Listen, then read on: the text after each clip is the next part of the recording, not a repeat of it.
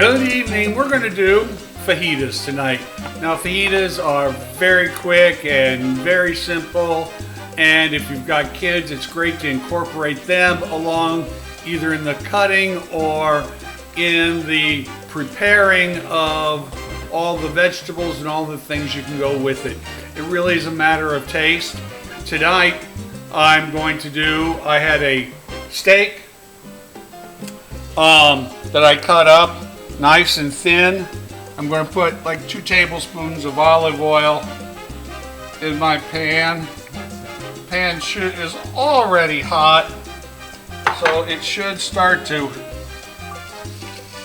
cooking. Oh yeah, right away. These are very thin, and you can buy it already cut thin at the grocery store, fajita steaks. I just cut my own up because I usually have some leftover meat. And what I do is, if it's already frozen, let it partially thaw out. If it's already thawed out, I put it in the freezer for an hour or so it's partially frozen. So much easier to cut that way.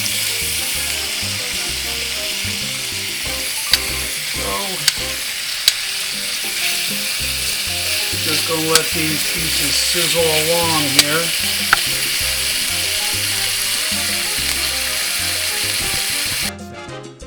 As you can see, it doesn't take long to brown these. We're going to be cooking some vegetables with them, so we're just really going to try to get a little sear on them.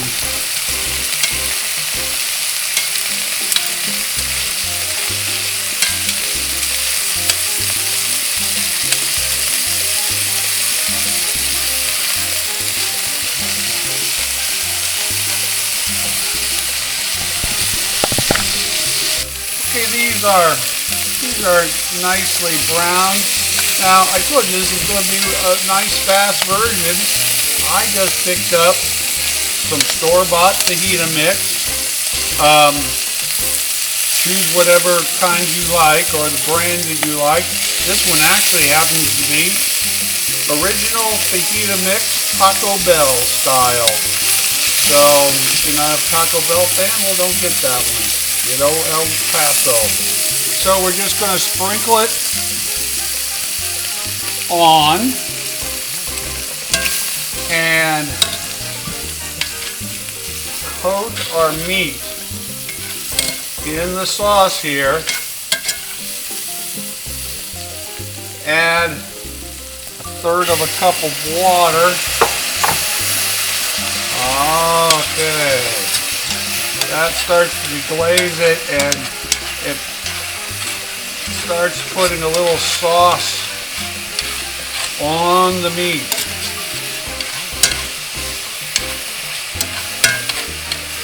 Next part, I'm going to turn my fire down a little bit. I don't want it to burn. We're going to add an onion. If you don't like onions, don't add so many onions. These happen to be sweet Vidalia onions. I could almost eat these things raw. 1 green pepper, and I have a half of a red and half of a green in nice little slices. And it's fall, getting to be fall here, and I went to our garden and things have pretty much wound down, but I found a sweet yellow pepper that was hanging on, and I have some fire roasted hatch chilies. I'm going to put those in there. Not adding heat per se, just adding more flavor. The hatch chilies, they're roasted at the grocery store when they're in season, and from Hatch, New Mexico, and you can buy me mild, medium, or hot. And I know my family, and they're always going to be mild. We're more for the flavor rather than the heat. But if your family likes the heat, by all means, get the hot. So now we're just going to let that cook down for a little while. And I've got some tortillas, flour tortillas. I'm going to heat my skillet up nice and hot. And I'm going to warm them up in the skillet. If you have natural gas and a burner, I put them right on the burner and flip them. They get a little char on there, a nice flavor. But obviously we have electric, so I'm going to do it in this cast iron skillet because it does heat evenly. And then we go over to our condiments. We're just going to load this up, and I have some fresh tomatoes, the last ones of the season, out of our garden, some lettuce, some sour cream. We don't have guacamole. My family's not a big guacamole family, so I didn't make any or buy any.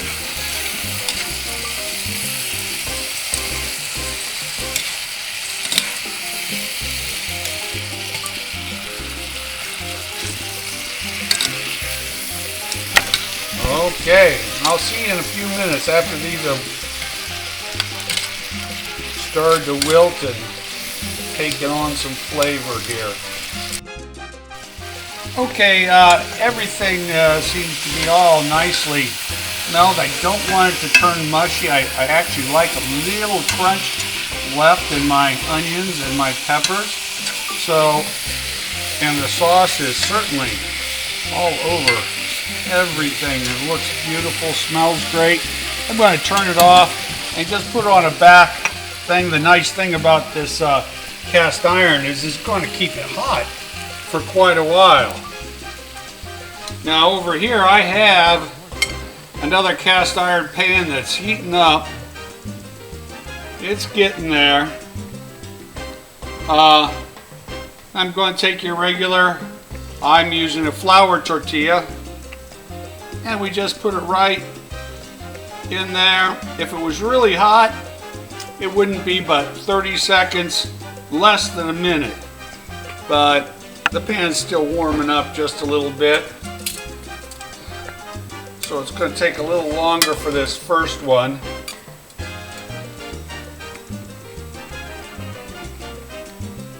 And you can tell when it's the right temperature because the tortilla will start getting those natural bubbles in the dough itself.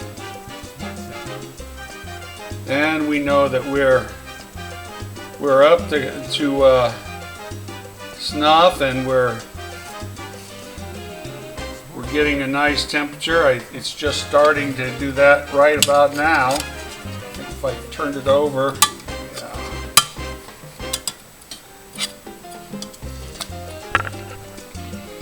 Going to brown it, as I said. If we had natural gas, I'd put it right on the grate, wouldn't use a pan, and just cook it, warm it up from there. Other people say you can take 3 or 4 of them, wrap them in a damp cloth, and put them in the microwave to warm them up. Okay, we're starting to get there. I don't prefer that method. I think they get a little soggy, and I'm not one for a soggy tortilla, unless it's soggy because of the great juices and sauce that's inside the tortilla.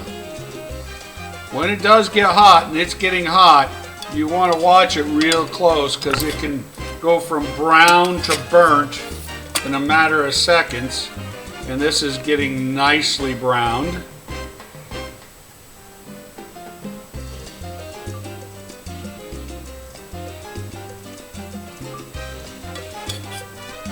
Oh yeah.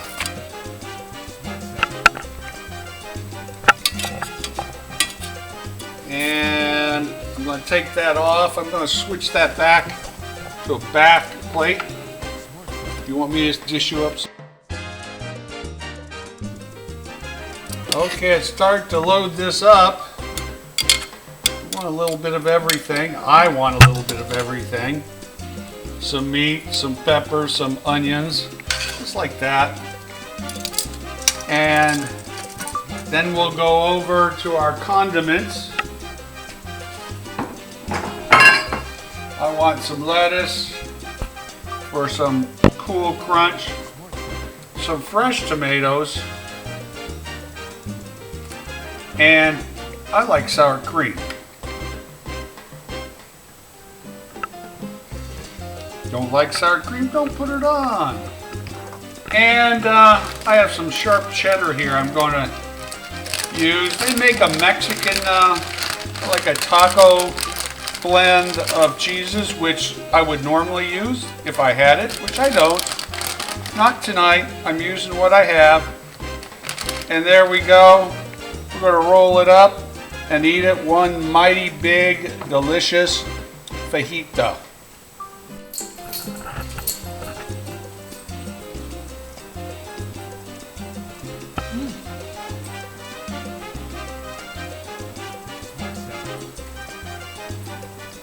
Good looking fajita. Yeah. I like the crunchy of the vegetable and the meat is very tender. I like the sauce, it's not salty. The flavor is very good, very tasty. Love this. Very good. Bye guys, see you on our next video. Please do subscribe and watch our video. Thanks, bye.